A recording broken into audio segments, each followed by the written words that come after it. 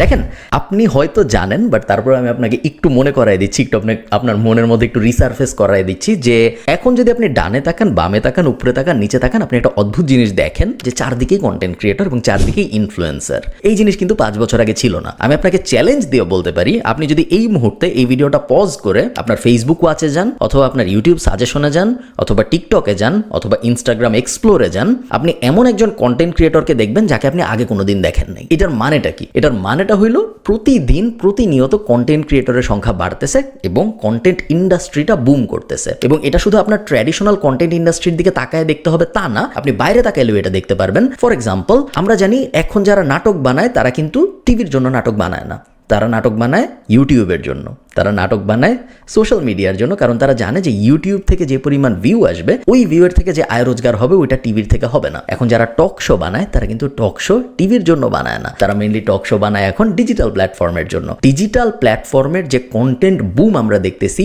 সেইটা যেই স্কেলে এখন হচ্ছে, এই স্কেলে আগে কখনো হয় নাই, ভবিষ্যতে হবে নাকি আমরা জানি না, কারণ ভবিষ্যতের কথা কেউ বলতে পারে না, বাট আগে কখনো হয়নি এটা নিশ্চিত। এবং